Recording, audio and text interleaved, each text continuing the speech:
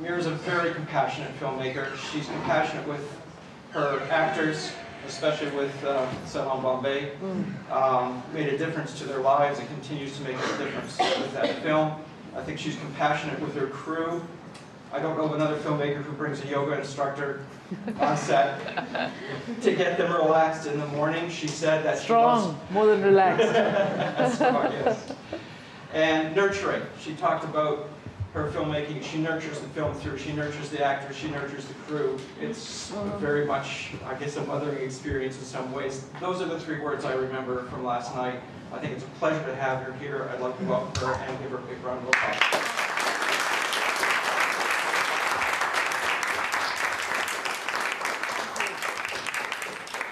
Thank you so much. It's wonderful to be in Abu Dhabi, my first time, my first 24 hours. And thank you for the honor of coming and being invited here. I often say, you know, filmmaking is a disease, and either you're sick or you're not. Because it's really an affliction. It's so damn difficult that it's an affliction. So with all these three words you picked, I got to say the toughness, the kind of resilience, and the sort of belief in yourself. And that belief in yourself has to come from a myriad of sources. To just not take no for an answer and to keep on going is vital, because even at this stage, when I've done so many films, the struggles continue, because many reasons. One is it costs so much money, and as you make bigger and bigger films, I'm just now locking picture the last stage of Amelia, a big Hollywood epic, $45 million and growing, with Hilary Swank playing the aviatrix Amelia Earhart, who you know was this amazing woman with a dream to fly in the 1920s and 30s, when flying was like going to the moon today, you know. And she did it, and she finally dreamed to fly around the world in 1937, and at the end of that final flight around the world, she disappeared. And that is the sort of legend of Amelia. Anyway, to make that film, I've finished shooting this film, and it's with Richard Gere and with Ewan McGregor and so on. And it's a fantastic epic. And at the end of locking picture right now, the studio, and you know how they do it in America is that they take the rough, unfinished film and show it to audiences in the mall with 700 people off the streets. And they do marketing, basically, questionnaires to the audience, and they say, how do you like it? Do you like the relationships? Do you like the ending? They do intense marketing.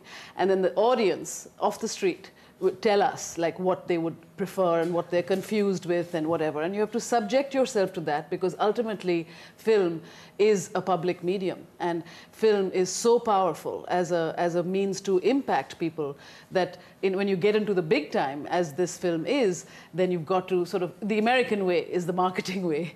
And then I have to listen to that, you know, which is really hard sometimes. And right now, instead of locking picture, for instance, we are going back to shoot like 3 or 4 scenes, which the studio had said not to shoot in the first place, you know, Amelia's childhood in this case. And you know, instead of wrapping it up and delivering the movie, I'm going back to shoot. Just to give you an example of the fact that the struggle really never ends. What is key for me is also rigor in work, you know, is the rigor of editing, it's the rigor of how to frame something, it's the rigor of trying to do in one scene. It's a big formula of mine and many filmmakers, that one must achieve at least 3 things in any given scene. It is not enough to do what I call joining the dots, you know, that this person went from here to there. That's, I think, quite boring. The film language is so sophisticated now. Audiences are so sophisticated, I think.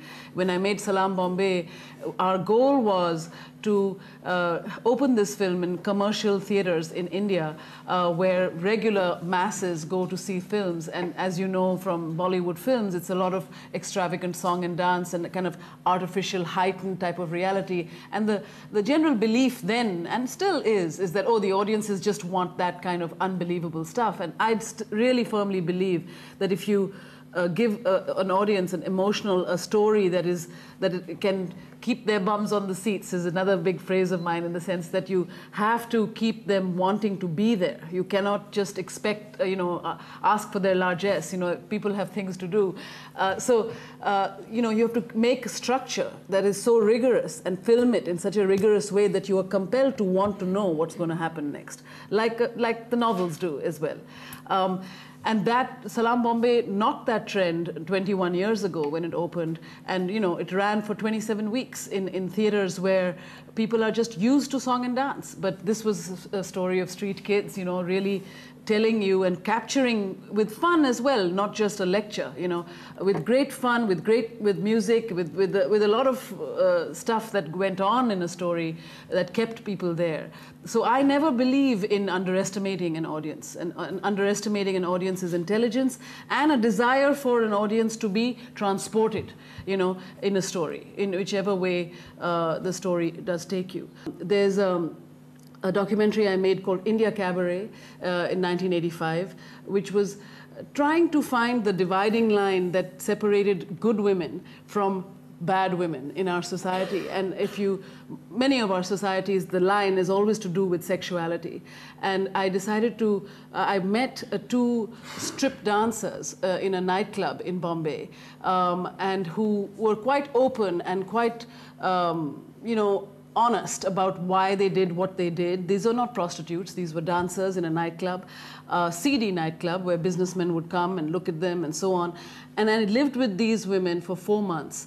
And after I gained their trust and their friendship, brought the camera in to their lives and decided to film a kind of what became the eternal triangle Indian style, where I sort of understood the double standards in our patriarchal society that viewed women in the way they did, and a male customer who came often to the club, a middle-class businessman.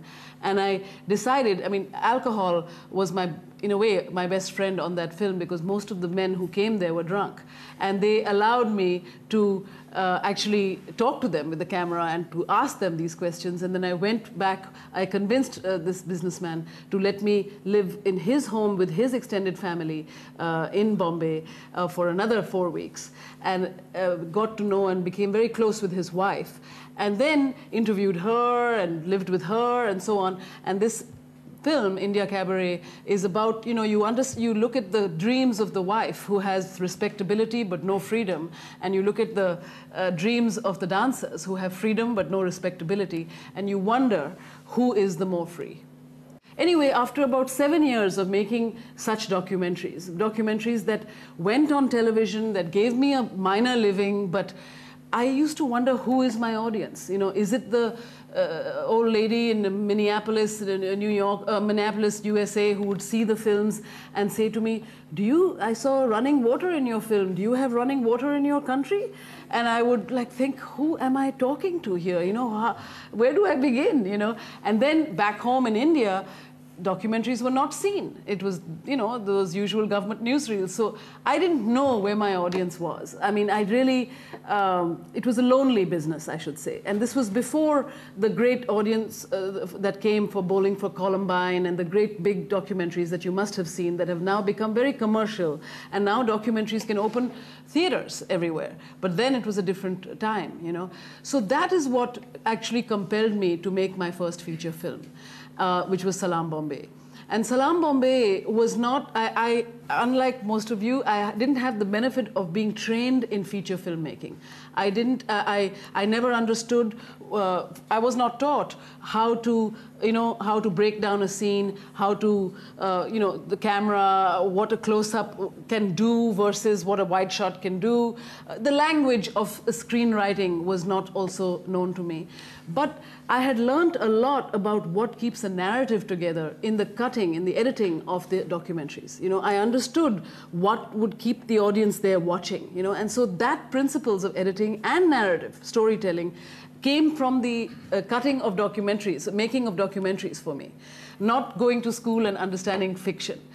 So I learned sort of by doing, which I'm again saying to you to demystify the process, that you're really privileged to be at a film academy, but if you really have the passion to keep going, you can also do it by learning, yourself.